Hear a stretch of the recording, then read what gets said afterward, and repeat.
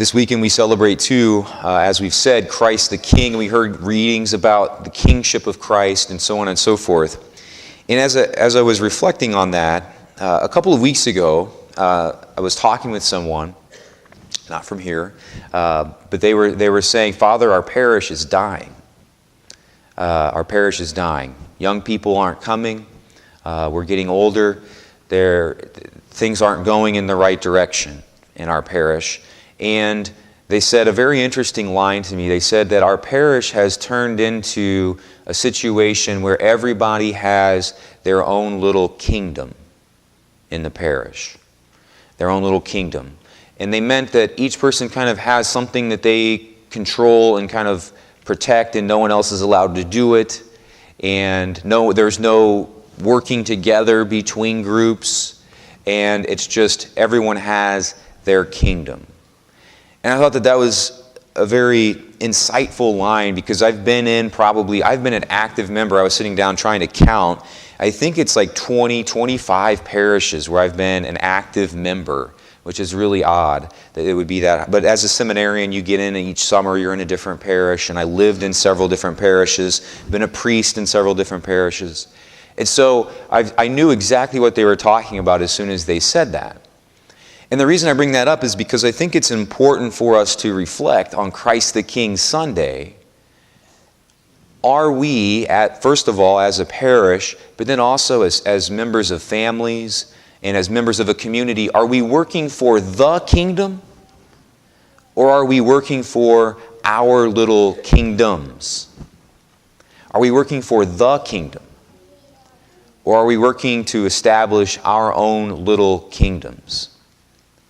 And I think that I ask myself first and foremost that question before I would ask anyone else that. There is a temptation, no matter what. It's the temptation that the devil fell prey to, and is trying to get other people to fall prey to now as well. There is a sense in which God gives us a piece of creation, whether it's individuals to lead, or a family to care for, or ministries to watch over in the church, or whatever it might be, in the larger community or in our own parish. Christ, the King, gives to us things to care for as part of the kingdom. And we are to take our lead from Him. We are to serve Him as kind of the caretaker of that little, whatever that is, whether it's a parish or a family again, or whatever. We all have things that Christ has delegated to us and has invited us to take care of as part of the kingdom. And we submit ourselves to Christ the King. And we take our lead from Him, and we try to live as He does and lead as He does. But the original temptation, the temptation that Satan fell prey to, was to take that thing that Christ had delegated to Him and instead take it and try to make it His, to make it my kingdom. My will be done on earth as it is in heaven, is the prayer of the devil. The Our Father is, Thy will be done, Lord. That is what it means to place our will under the power of Christ. And so what we have to ask ourselves is, first and foremost, we have to recognize that Christ, no matter how old we are, whether we're 5 years old, or 10, or a teenager, or we're 98 years old, wherever we're at, however old we are, Christ has given us a piece and has asked us to share and to lead and to care for that part of His kingdom, and to submit it and put it under His vision, and to march on and lead that place as part of the larger march towards the kingdom.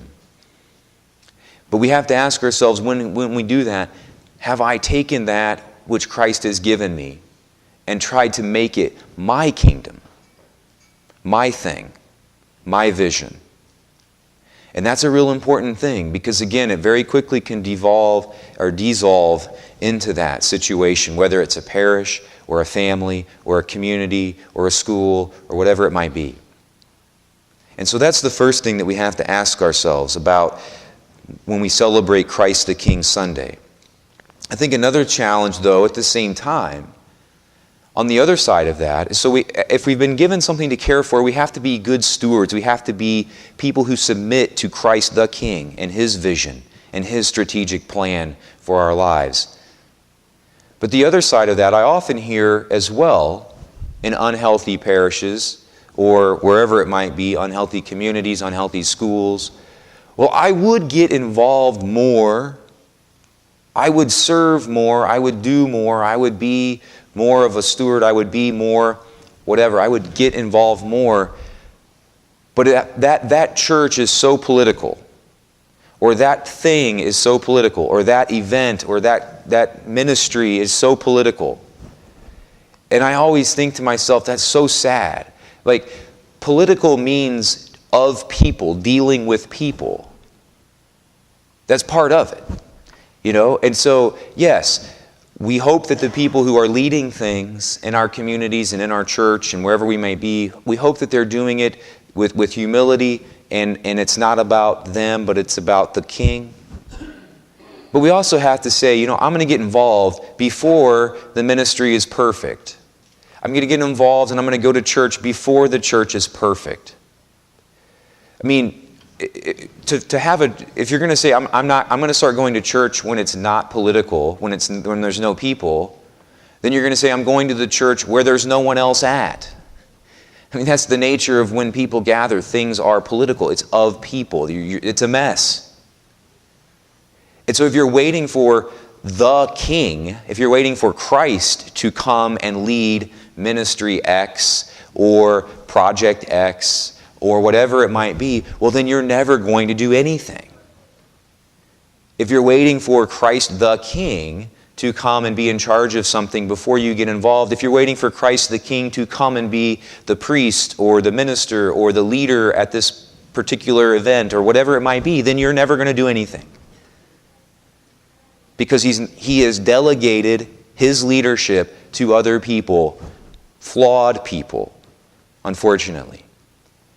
And so we face the national statistic in all churches, and Catholic churches are one of the worst percentages, but they're all about the same, where 7 to 10% of the people do 90% of the work, because the other 90% are waiting for it not to be political.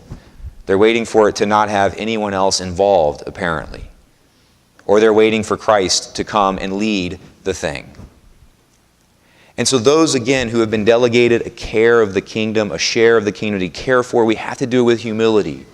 We have to get out of the way and let Christ's vision be king.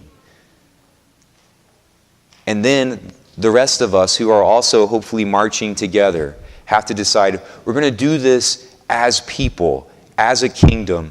We're going to walk together. One of my favorite blog titles is Bishop Coyne, Let Us Walk Together. That's the whole thing. Let us walk together as people marching towards the kingdom, under the leadership of the King and the people that he has delegated over certain areas. And let us not wait for Christ the King to appear before we do anything. Let's start walking.